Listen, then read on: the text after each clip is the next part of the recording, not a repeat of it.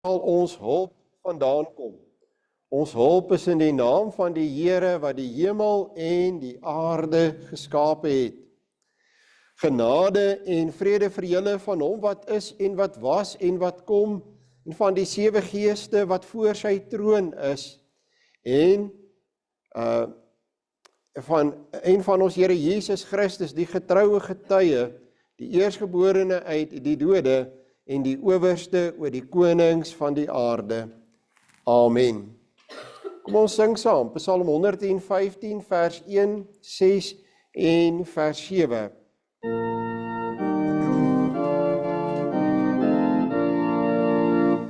Die aan ons sal troue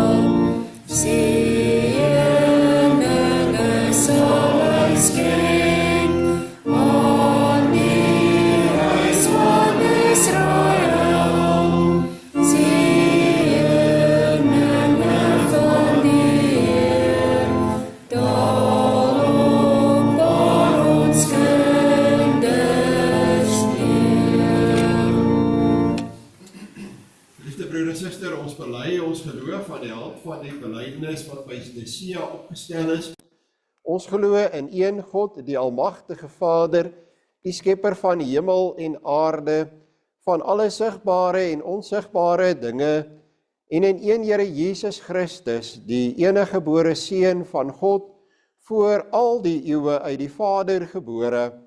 Hy is God uit God, lig uit lig, ware God uit ware God, gebore en nie gemaak nie. Een in wese met die Vader, deur wie alles tot stand gekom het. Hy het ter wille van ons mense en ons saligheid uit die hemel neergedaal, en het deur die Heilige Gees uit die maagd Maria vlees geword. Hy het mens geword. Onder Pontius Pilatus is hy gekruisig. Hy het gelei en is begrawe. Op die 3de dag het hy volgens die skrifte opgestaan, en hy het na die hemel opgevaar. Hy sit aan die regterhand van die Vader, en hy sal met heerlikheid terugkom om die lewendes en die dooies te oordeel. Aan sy koningskap sal daar geen einde wees nie. Ons glo in die Heilige Gees wat Here is en lewend maak. Hy gaan van die Vader en die Seun uit, en hy word saam met die Vader en die Seun aanbid en verheerlik. Hy het deur die profete gespreek. Ons glo aan een heilige, algemene en apostoliese kerk. Ons bely een doop tot vergifnis van sondes. Ons verwag die opstanding van die dooies en die lewe van die toekomstige bedeling. Amen. Ons gaan, broer en suster, na afloop van die lees van die wet, Psalm 130 vers 3 en vers 4 sing. Ons luister nou na die wet van die Here uit Deuteronomium hoofstuk 5 uit die 53 Afrikaanse vertaling vanaf vers 6. Ek is die Here, jou God, wat jou uit Egipte land, uit die slawehuis uitgelei het. Jy mag geen ander gode voor my aangesig hê nie.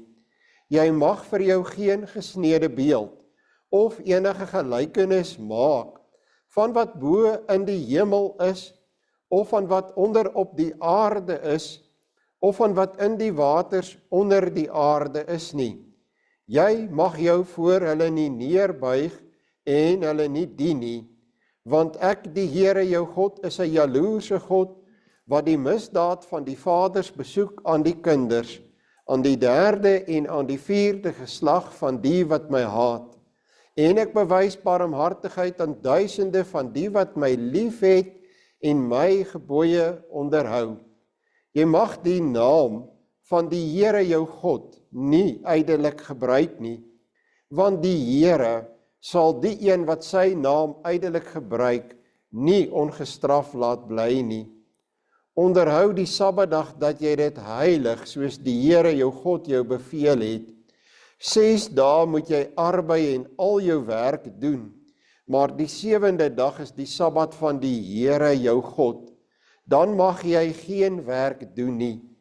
Jy of jou seun, of jou dogter, of jou dienskneg, of jou diensmaagd, of jou os, of jou esel, of enige dier van jou, of jou vreemdeling wat in jou poorte is, sodat jou dienskneg en jou diensmaagd kan rus soos jy, en jy moet daaraan dink dat jy in Egipte land 'n slaaf was, en die Here jou God jou daarvandaan uitgelei het deur 'n sterke hand en 'n uitgestrekte arm. Daarom het die Here jou God jou beveel om die Sabbatdag te hou. Eer jou vader en jou moeder, soos die Here jou God jou beveel het, dat jou dae verleng mag word, en dat dit met jou goed mag gaan in die land wat die Here jou God aan jou gee. Jy mag nie doodslaan nie, en jy mag nie egbreek nie, en jy mag nie steel nie, en jy mag geen valse getuienis teen jou naaste spreek nie, en jy mag nie jou naaste se vrou begeer nie, en jy mag nie jou naaste se huis hinker nie, na sy landerye, of sy dienskneg, of sy diensmaagd, sy os, of sy esel, of iets wat van jou naaste is nie.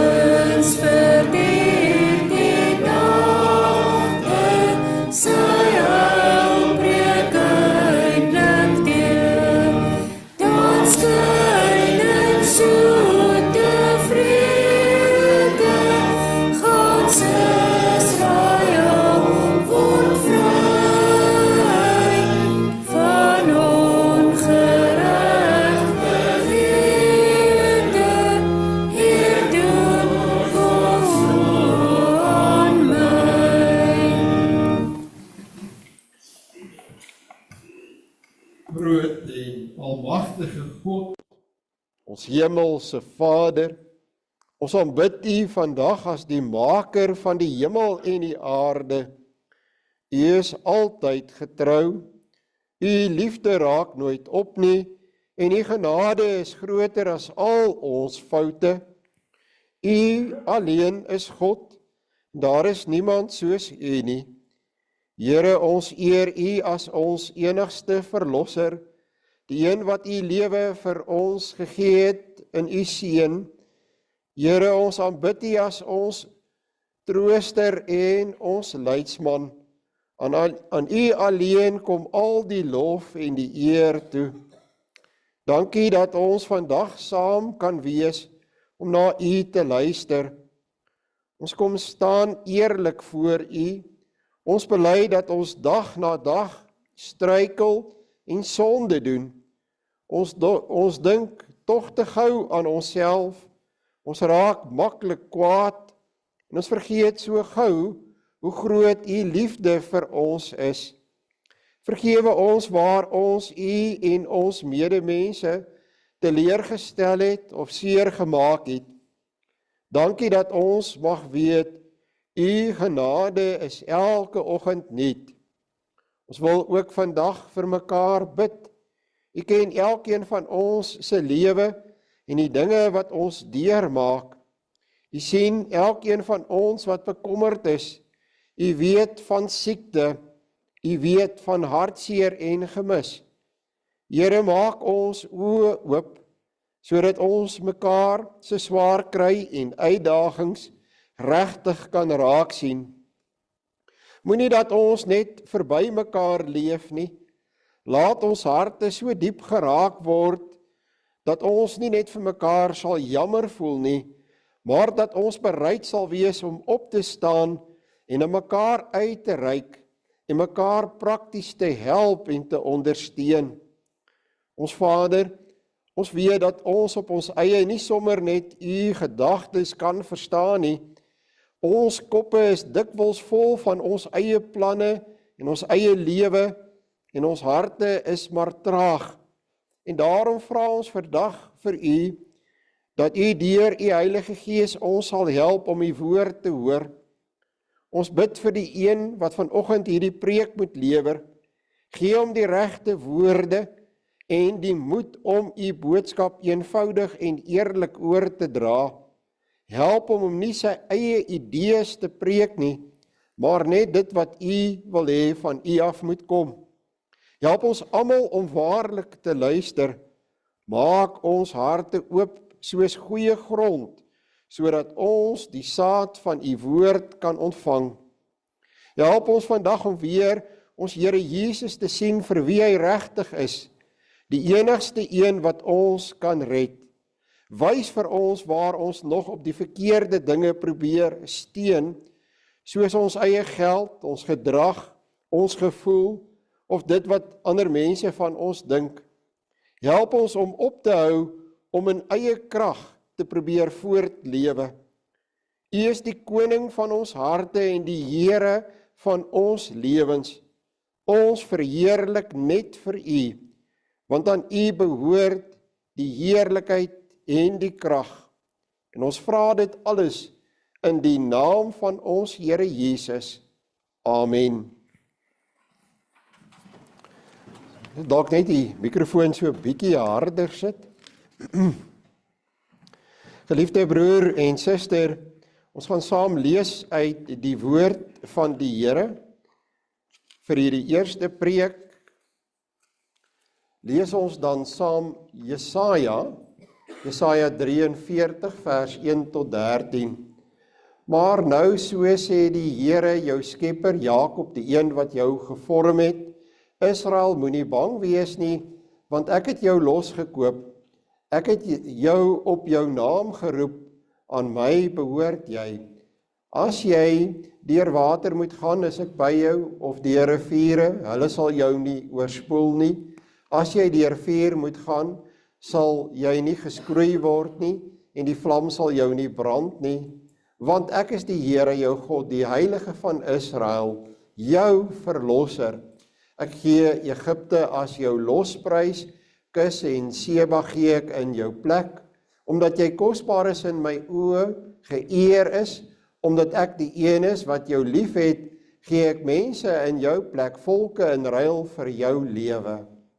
Moenie bang wees nie, want ek is by jou, uit die ooste bring ek jou nageslag, uit die weste maak ek jou bymekaar.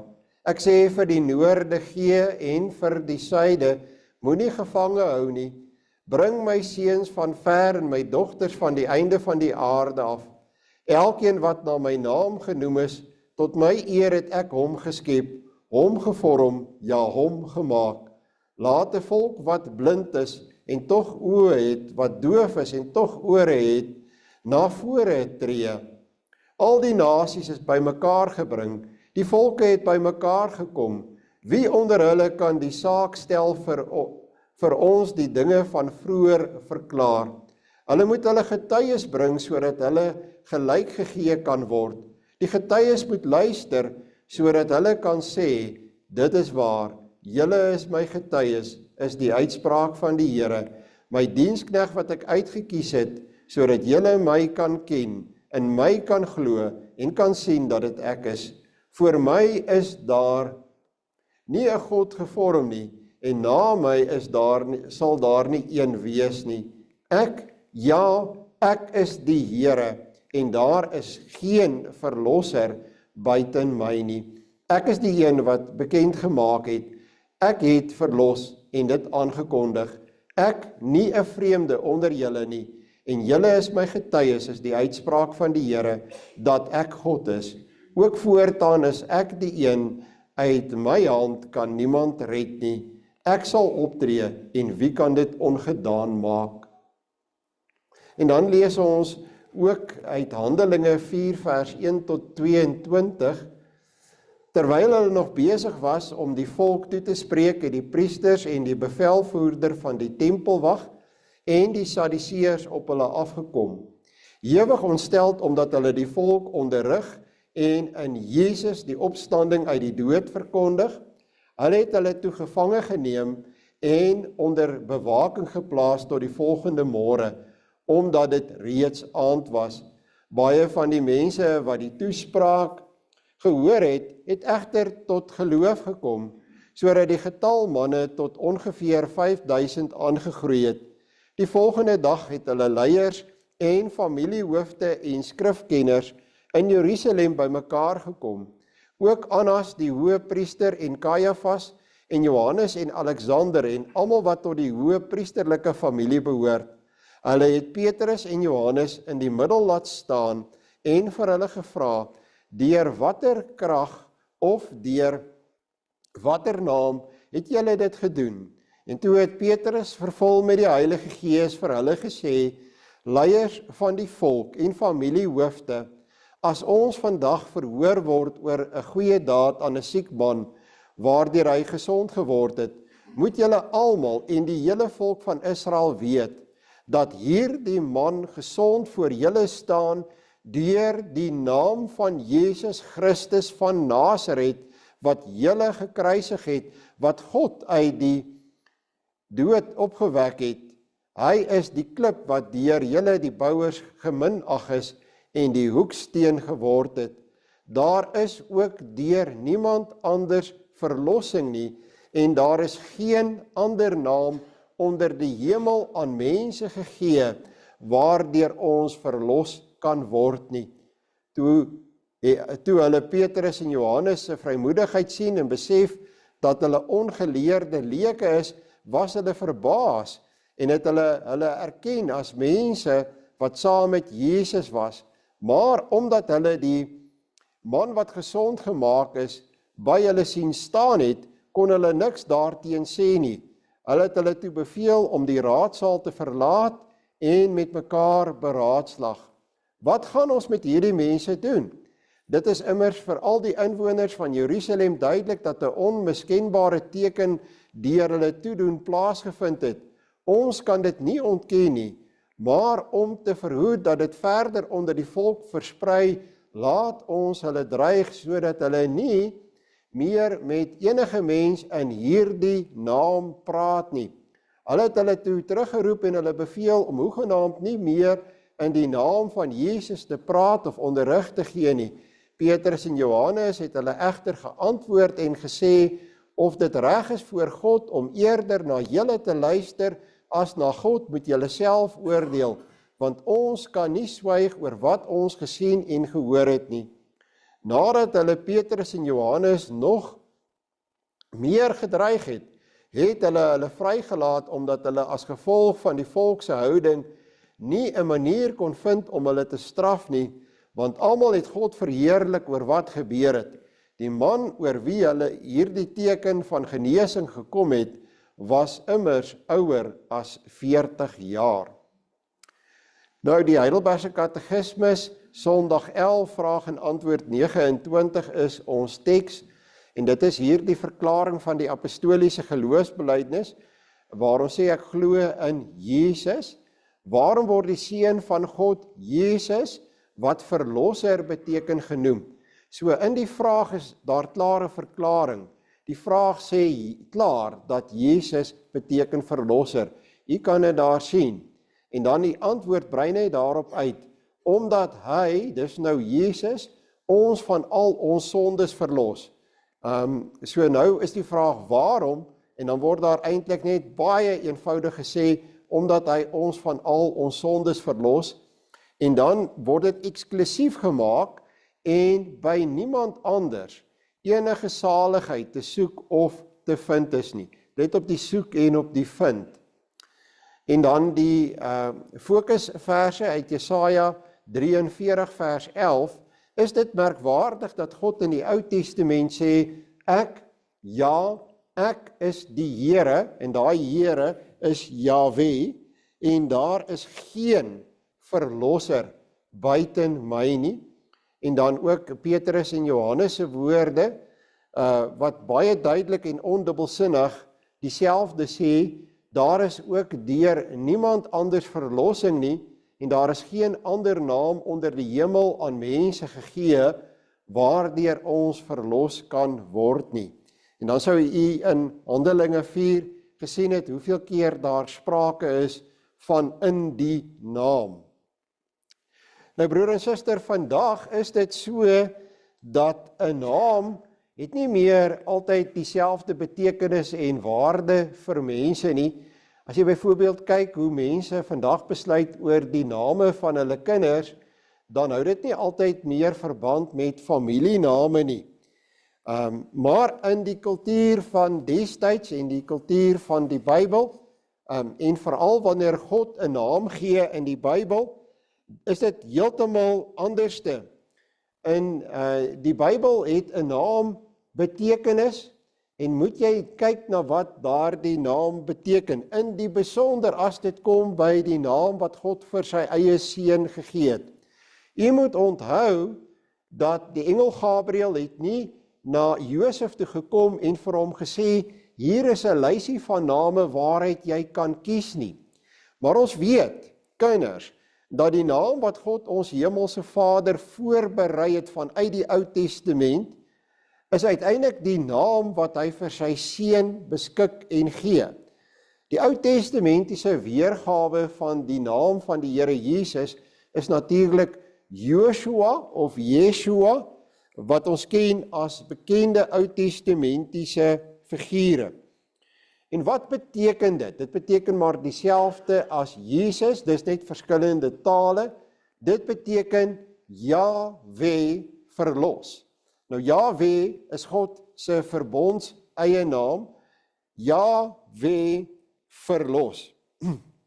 En dan, as daar gevra word, waarom word die seun van God Jesus genoem, is die antwoord so eenvoudig dat 'n mens sal dink, is dit regtig nodig om dit te sê? Maar ons belydenis sê eintlik vir ons iets geweldig ryk en diep, omdat hy ons van al ons sondes verlos. En omdat daar by niemand anders enige saligheid gesoek of gevind kan word nie. Dit beteken dat ons drie-enige God, Vader, Seun en Heilige Gees het 'n oog vir ons. Hy kyk en hy sien wat is in ons lewe, wat gebeur met ons. Daar is volgehoue betrokkenheid, daar is volgehoue belangstelling. Ja broer en suster, alles, wou ek net gesê het wat u aandag aftrek, miskien sal ons nou daai duif net eers moet op 'n manier probeer vang. Kom ons kyk of hy stil sit daar, miskien sit hy stil. As hy weer vlieg, dan wag ons maar en dan sal ons hom dalk eers vang. Ek het gesê dat ons drie enige God is volgehou, betrokke in ons lewe. In die besonder sien 'n mens dit ook wanneer hy vir ons sy seun gee. Jahwe verklaar dat hy ook in die naam van sy seun gee hy vir ons die belofte dat hy ons saligmaker is, dat hy ons redder is. In die tweede plek, broer en suster, die seun is die een wat vir ons die verlossing bewerk. En dit word uiteindelik vir ons 'n werklikheid deur die werking van die Heilige Gees. As 'n mens hoor wat Petrus en Johannes so mooi voor die Sanhedrin sê, en die saligheid is in niemand anders nie, want daar is ook geen ander naam onder die hemel wat onder die mense gegee is, waardeur ons gered moet word nie. Geen ander naam. Dan moet 'n mens onthou, dit kom eintlik van Jesaja, hoofstuk 43 af. In daardie tyd, in die tyd van Jesaja, het daardie mense in die Babyloniese ballingskap gesit.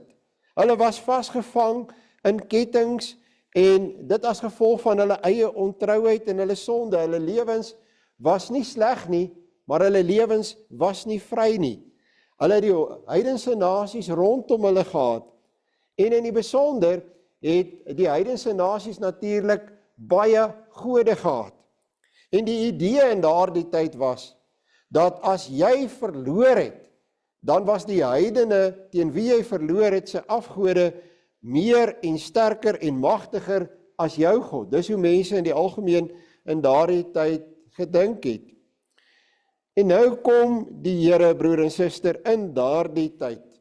En hy sê vir sy volk wat swaar kry in die ballingskap, julle moenie dink dat ek van julle vergeet het of my rug op julle gedraai het nie. Ek is nog steeds dieselfde God. Ek is nog steeds Jahwe en daar is niemand buiten my wat julle sal verlos soos wat ek julle verlos nie. Ek het nie van julle vergeet nie. Daardie boodskap, broer en suster, het nog steeds vir ons dieselfde betekenis en waarde vandag. Die eksklusiwiteit van God as die enigste verlosser moet vir ons vas staan. Ek het met die skryf van hierdie preek ook gedink aan 'n tyd, broer en suster, toe ek in die Kalahari by geleentheid was en in die voorreg gehad het om in die veld te wees. Die persoon wat ons daar rondgevat het, wys toe vir ons 'n reeks berge op die horison. En daai berge was werklik daar. Ek kan daarvan getuig, ek het hulle gesien. En tot my verbasing het die gids gesê, daai berge bestaan nie. En ek kon dit nie glo nie. Hy het gesê, 'n bietjie later vandag, dan gaan ek jou weer sê, kyk op die horison, en kyk of jy daai berge sien. En weet jy, dit was nie 'n uur nie. Toe ek weer op daardie horison kyk, toe is daar die hele bergreeks nie meer daar nie. 'n Spieelbeeld. Wanneer iemand uiteindelik, broer en suster, en ons as mense is so, wanneer iemand soos ons in hierdie wêreld die pad moet loop, is ons soos mense in die Kalahari. Ons sien 'n spieelbeeld, en as jy besig is om van die dors te verkwyn, besig is om van die dors dood te gaan, en jy sien 'n spieelbeeld van 'n oase, van 'n oase wat jy dink bestaan, en dit is alles net oë-verblindery. Gaan kyk 'n bietjie oor spieelbeelde. Daar is mooi wetenskaplike verklaringe vir spieelbeelde. En jy sou die laaste bietjie krag en energie wat jy het daaraan spandeer om by daardie denkbeeldige oase uit te kom, broer en suster, dan gaan jy uiteindelik versmag. Die ironie van die saak is dat baie mense loop nie agter 'n spieelbeeld aan nie, maar hulle kom by die werklike bron van die lewe. Hulle kom by die werklike water en hulle proe die water, hulle hoor die evangelie. Dit word aan hulle verkondig. Maar hulle hou nie van die smaak van daardie water nie. Dit pas hulle nie. Dit klink nie vir hulle lekker nie. Dit klink nie vir hulle goed genoeg nie. En hulle drink nie. Hulle sal ook verkwyn Hulle sal ook vergaan, hulle sal ook sterf, net soos die persoon wat agter die verkeerde beeld aangeloop het. Wanneer jy die verkeerde God dien, wanneer jy dink dat iemand anders is die verlosser, is jy soos 'n mens wat agter 'n spieelbeeld aanloop. En dan kry jy nog 'n kategorie van mense, en baie van hulle in die kerk. Hulle hoor van Jesus en hulle ken sy naam. Maar broer en suster, hulle hou nie van die smaak van die Jesus van wie hulle in die kerk hoor nie. Hulle wil dit nie drink nie, hulle wil nie hierdie bron van water inneem nie. En hulle sal net so sterf. Die een is net so verlore soos die ander. Die een met sy valse God en die een wat die ware God van hoor, maar wat hom uiteindelik verwerp. Ons moet besef dat ons hemelse Vader beskik vir ons 'n verlosser wat werklik vlees en bloed geword het, met arms en bene, met 'n liggaam, net soos ons. En daar is net een verlosser. Daaroor is die Bybel baie duidelik. Jy moet hierdie een weg van verlossing, broer en suster, aanvaar. Jy moet hom omhels. En dit is wat Petrus en Johannes uiteindelik vir die skrifgeleerdes, vir die priesterhoofde, vir die Sadduseërs gesê het, in daardie raadsaal van die Sanhedrin. Die probleem, broer en suster, was dat hierdie was kerkmense. Mense wat die evangelie baie goed geken het. Die woord gehoor het. Maar hulle kon nie aanvaar dat Jesus is die verlosser wat God vir ons gestuur het nie. En tog kan hulle nie ontken dat daar 'n wonderwerk gebeur het deur Petrus en Johannes nie. Petrus haal vir hulle Psalm 118 aan, die steen wat deur die bouers verwerp is, het die belangrikste hoeksteen geword. Hy sê eintlik vir hulle, hier is die hoeksteen, Jesus, bou julle lewe op hom. En tog, broer en suster, dit is so maklik om sy naam te ken en nie jou lewe op hom te bou nie.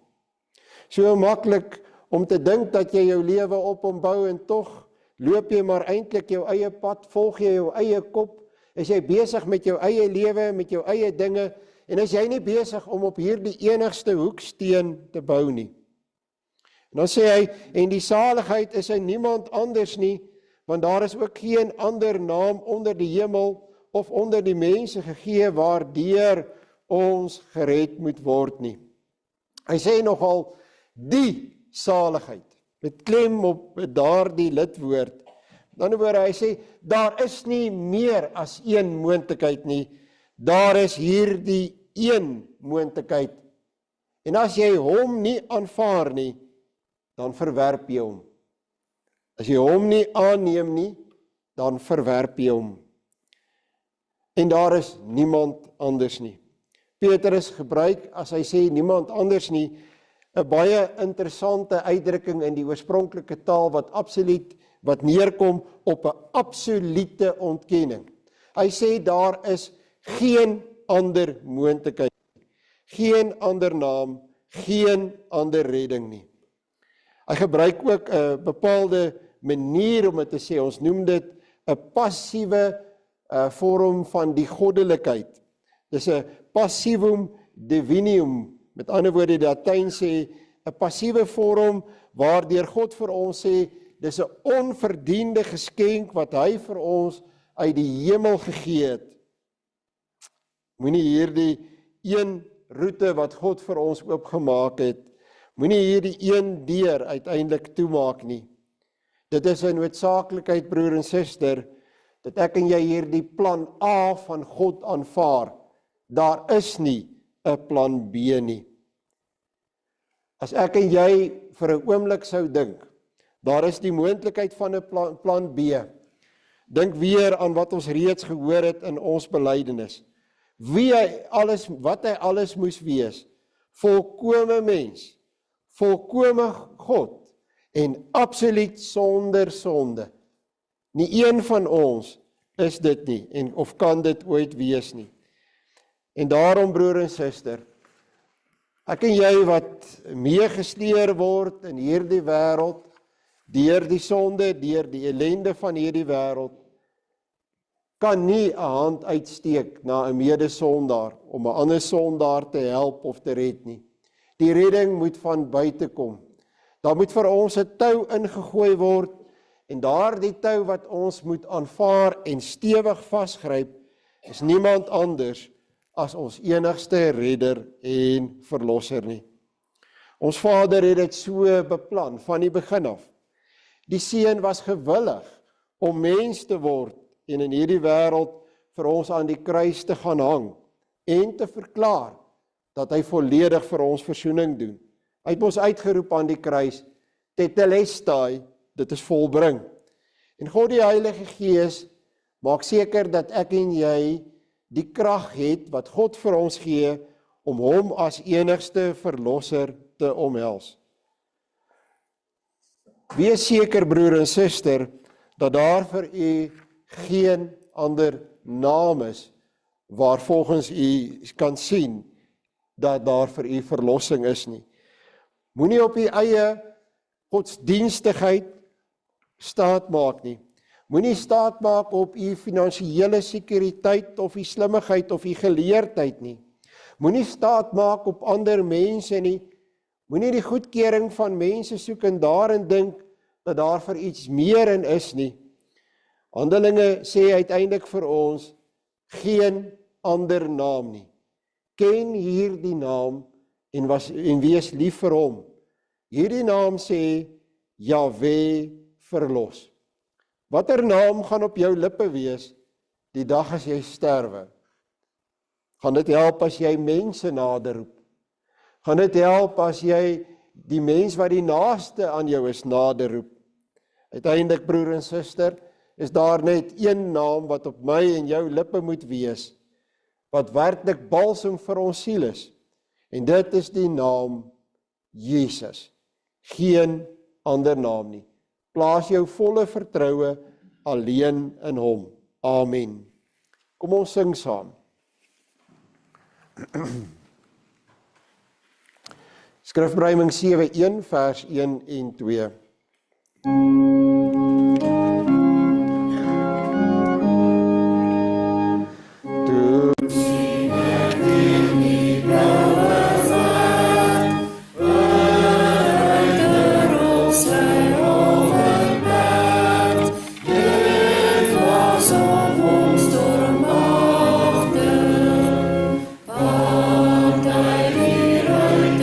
Voor zij strijd, in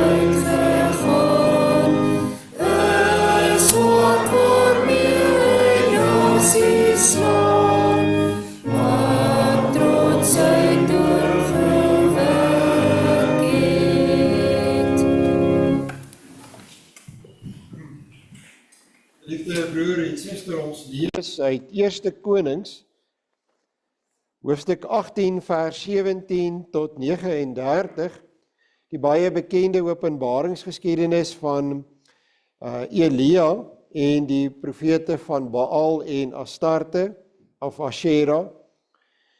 Toe Agab vir Elia sê Agab vir hom, is dit jy die een wat Israel in die ongeluk stort? Maar hy antwoord, ek het Israel nie in die ongeluk gestort nie, maar dit is jy en jou familie, deurdat julle die gebooie van die Here verontagsaam het, en deurdat jy agter die Baals aangeloop het. En daarom stuur boodskappers uit, bring die hele Israel by my byeen op die berg Karmel, ook die 450 profete van Baal en die 400 profete van Ashera, wat aan die tafel van Isebel eet. Agab het boodskappers uitgestuur na al die Israeliete en die profete bymekaar gebring by die berg Karmel. Elia het nader gegaan na die hele volk en gesê, hoe lank gaan julle nog op 2 krikke bly hink? As die Here God is, volg hom, as dit Baal is, volg hom. Maar die volk het hom nie met 'n enkele woord geantwoord nie. En toe sê Elia vir die volk, ek alleen het oorgebly as die profeet van die Here, maar die profete van Baal is 450 man. Hulle moet vir ons 2 bulle gee. Hulle moet vir hulle 'n bul kies, dit opsny en op die hout neersit. Maar kole, vuur mag hulle nie gebruik nie. Ek sal die ander bul voorberei en op die hout plaas, maar kole, vuur sal ek nie gebruik nie. En dan moet julle die naam van julle God aanroep, en ek sal die naam van die Here aanroep, die God wat met vuur antwoord. Hy is God. Die hele volk het daarop gereageer en gesê, dit is goed so. Toe sê Elia vir die profete van Baal, kies vir julle 'n bul en berei eerste voor, want julle is die meeste. Roep dan die naam van julle God aan, maar kole, vuur mag julle nie gebruik nie. Hulle neem toe die bul wat vir hulle gegee is, berei dit voor en roep van die oggend tot die middag die naam van Baal aan. Met die woorde, Baal antwoord ons, maar daar was geen stem nie, en niemand wat antwoord nie. Hulle het hink gedans by die altaar wat voorberei is. Teen die middag het Elia hulle gespot en gesê, roep harder, want hy is mos 'n God. Hy is dalk in gedagte, of hy sonder hom af, of is op pad. Dalk is hy aan die slaap en moet wakker word. Hulle het toe harder geroep en soos hulle gewoonte was, hulle self met swaarde en steekspiese stikkend gekerf, totdat die bloed oor hulle geloop het.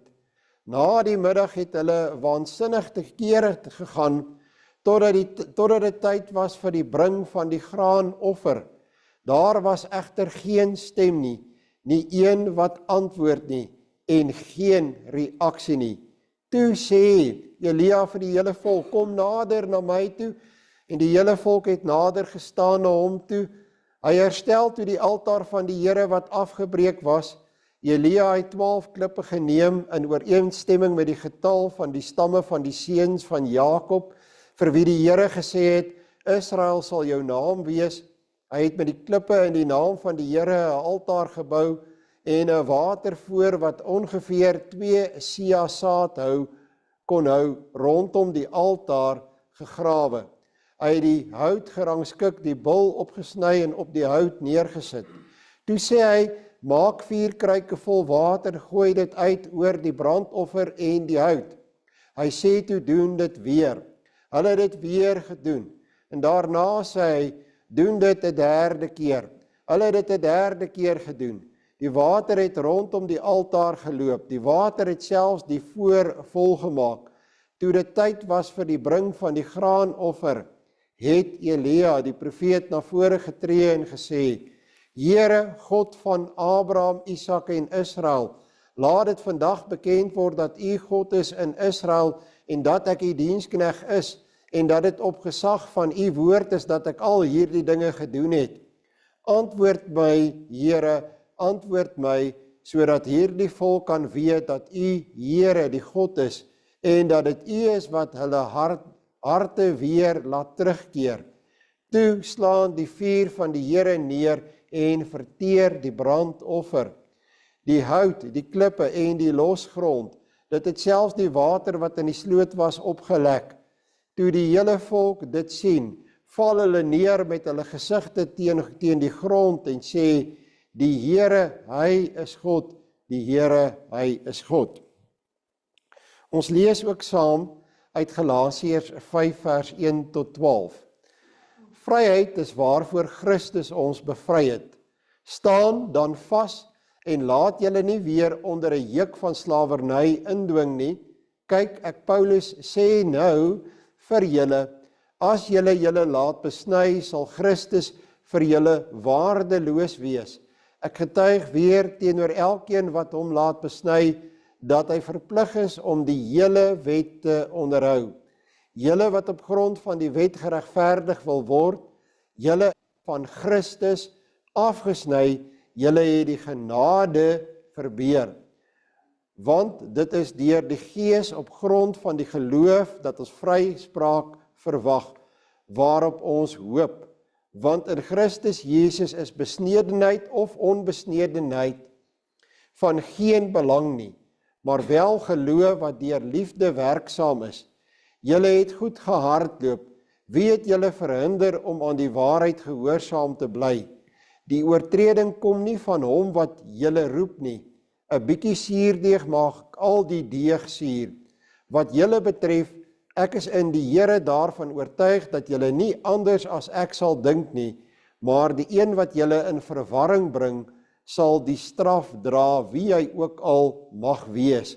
En ek, broers, as ek steeds die besnydenis verkondig, waarom word ek dan nog vervolg? Dan is die struikelblok van die kruis immers uit die weg geruim. Ek wens diegene wat julle so opstandig maak, wil hulle self heeltemal ontman.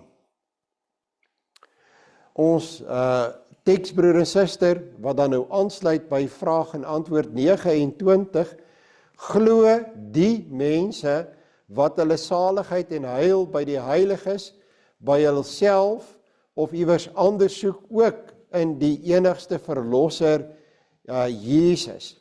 Nee, maar hulle verloon met die daad die enigste verlosser as heiland, Jesus, alhoewel hulle met die mond in hom roem. Slegs een van twee dinge is immers moontlik. Of Jesus is nie 'n volkome verlosser nie, of die wat hierdie verlosser met 'n ware geloof aanneem, het in hom alles wat vir hulle saligheid nodig is. Nou ja, Elia sê vir die volk, Elia het nader gegaan na die hele volk en gesê, hoe lank gaan julle nog op 2 krikke bly hink? As die Here God is, volg hom, as dit Baal is, volg hom, maar die volk het hom nie met 'n enkele woord geantwoord nie. En dan Galasiërs 5 vers 2 en ook vers 4, kyk, ek Paulus sê nou vir julle, as julle laat besny, sal Christus vir julle waardeloos wees. Julle wat op grond van die wet geregverdig wil word, julle is van Christus afgesny, julle het die genade verbeur.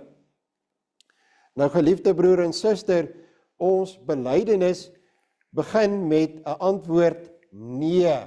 En ek het al baie vir u gesê, as die antwoord in die belydenis begin met ja of nee, beteken dit jy moet gaan kyk na die vraag. Wat word uiteindelik in die vraag gevra of gesê? En daarom, broer en suster, is daardie vraag baie belangrik. Daai vraag sê uiteindelik vir ons dat ons het net een verlosser. Glo die mense dan ook in die enigste saligmaker, Jesus, in ander woorde, Jy moet glo in die enigste saligmaker Jesus, wat die enigste moontlikheid van saligheid is. Daar is nou mense, sê die vraag, wat dit nie glo nie. Wat sê, ja, Jesus, maar ook Jesus en iemand anders. Nou ons belydenis het in die eerste plek die Rooms-Katholieke in gedagte. Want die Heidelbergse Katekismus is geskryf in die tyd toe die Rooms-Katholieke die groot godsdienst in die wêreld was. Die groot Christelike godsdienst in die wêreld was. En die Rooms-Katholieke glo natuurlik dat 'n mens moet ook bid tot die sogenaamde heiliges wat ontslaap het en dat daardie heiliges tree dan vir jou in by die troon van God. 'n Baie bekende heilige natuurlik is Maria. Maria is die moeder van ons Here Jesus en hulle glo sy is uiteindelik die een wat vir ons vrye toegang by die Vader kan kry, maar daar is ook anders. En nou is die vraag, hierdie mense wat sê, ja, Jesus, maar ook die heiliges, is hulle dan nog werklik by 100% Jesus? En ons belydenis sê, nee.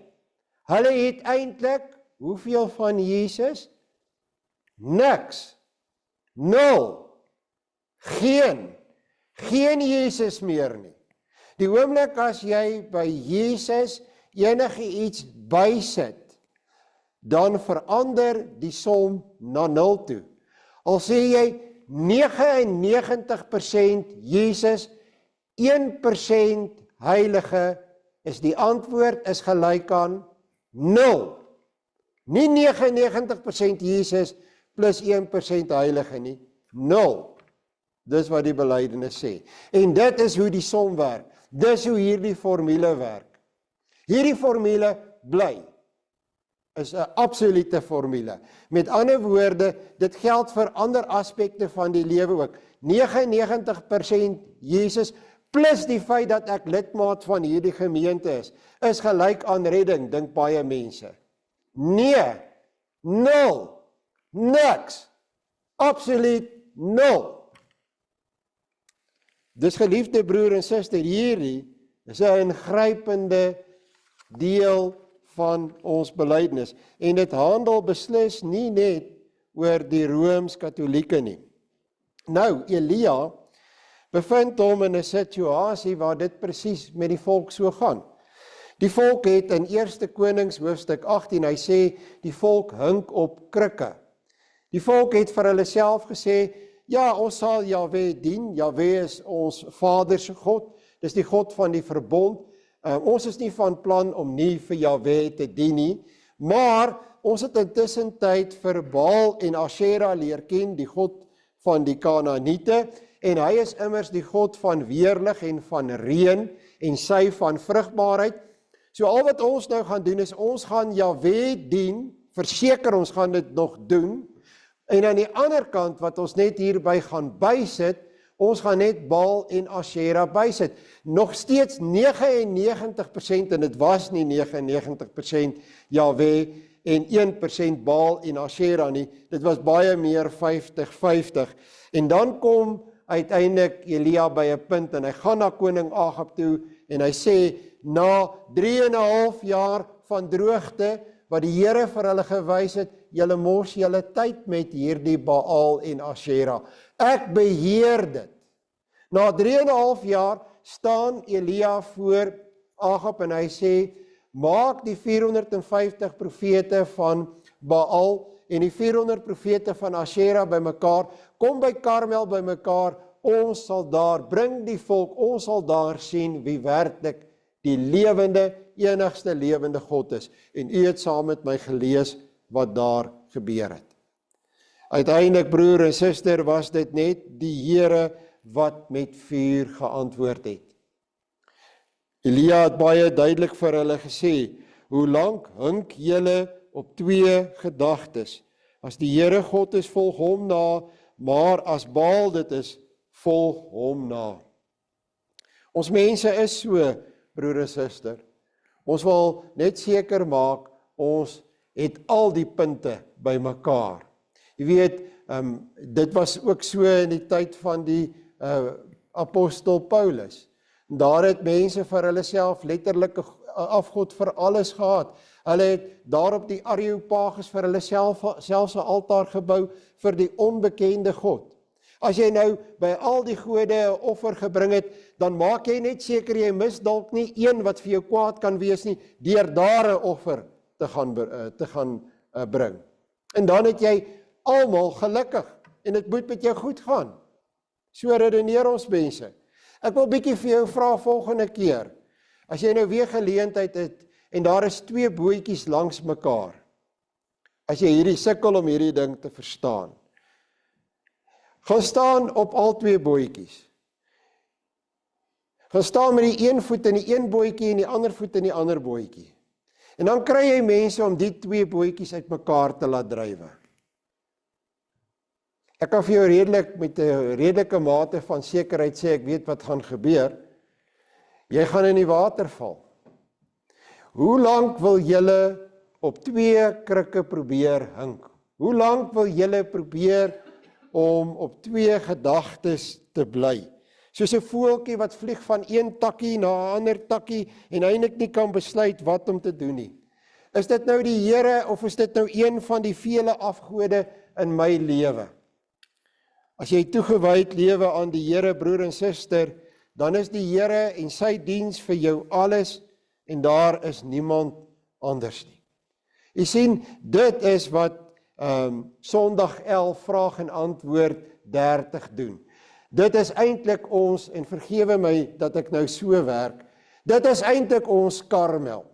Dit is eintlik waar ek die stem van Elia hoor wat vir my vra, hoe lank gaan jy op 2 gedagtes hink? Hoe lank nog voordat jy sê, ek gaan werklik die Here dien? Dit is nou die tyd, nie eers eendag nie, dit is nou die tyd, dat ek voluit toegewyd gaan wees aan die Here. U sien, dat mense hou van plus. Weet jy hoekom hou mense van plus? Ons hou van plus, want dit beteken ons het 'n mate van beheer. As jy sê, ja, verseker, net soos die Judaïste in die tyd van die apostel Paulus. Kyk, die mees passievolle brief wat Paulus geskryf het, is natuurlik sy brief aan die Galasiërs. Ek meen immers, hy sê daar in daai brief, laat hierdie mense hulle self ontman. Dis duidelik, hy was passievol oor dit wat hy geskryf het. Hierdie mense het by die gelowiges gekom en gesê, ja, Jesus, verseker Jesus is die Messias.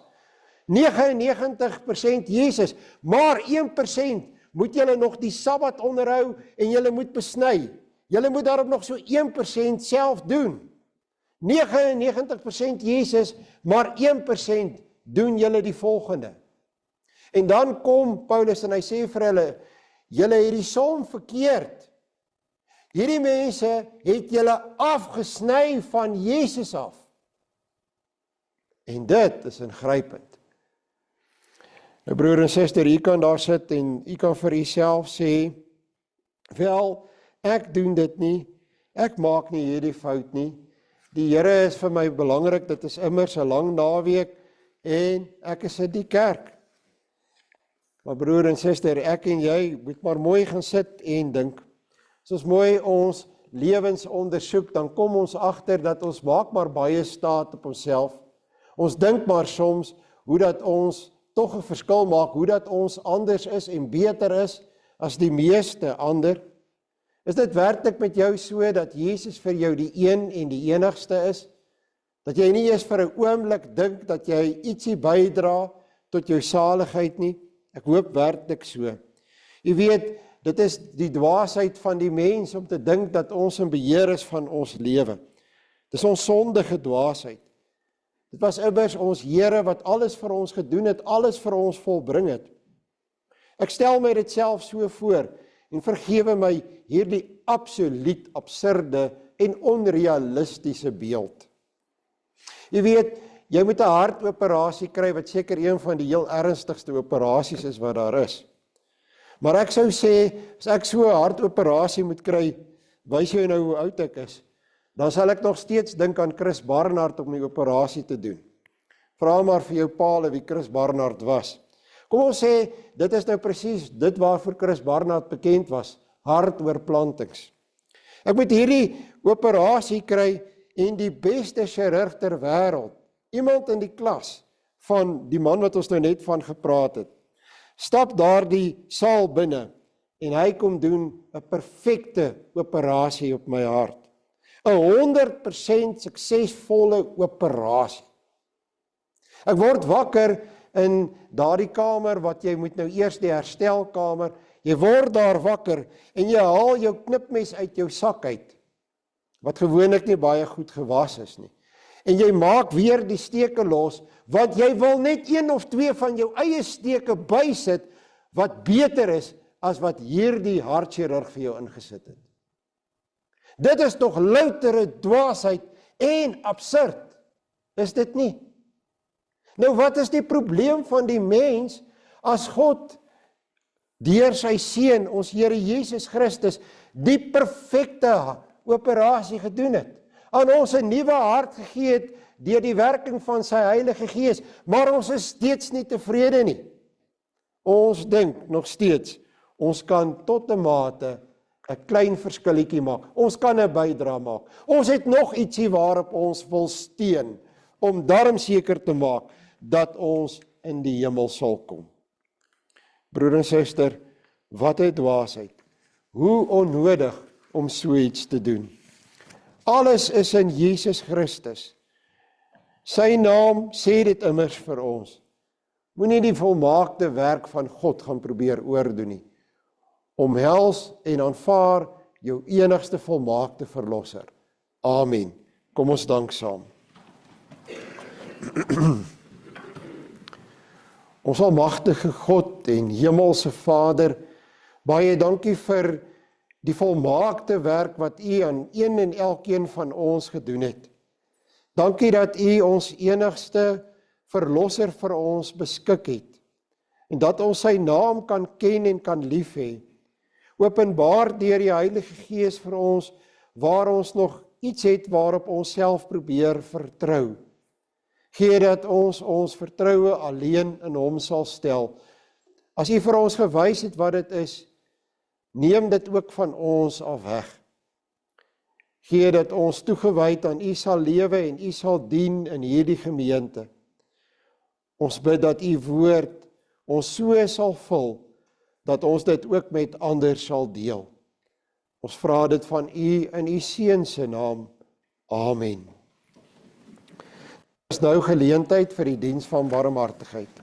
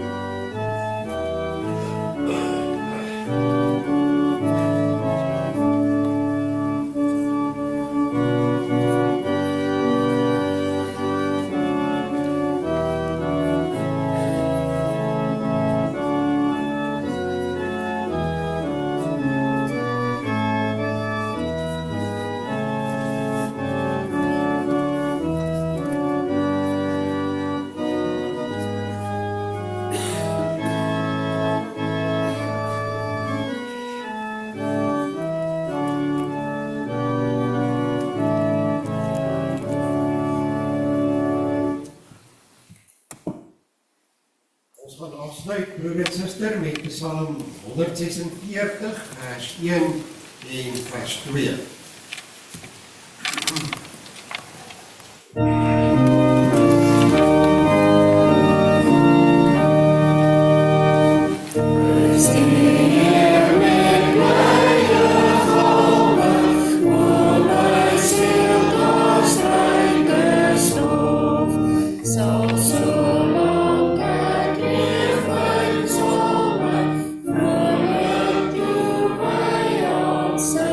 Lord.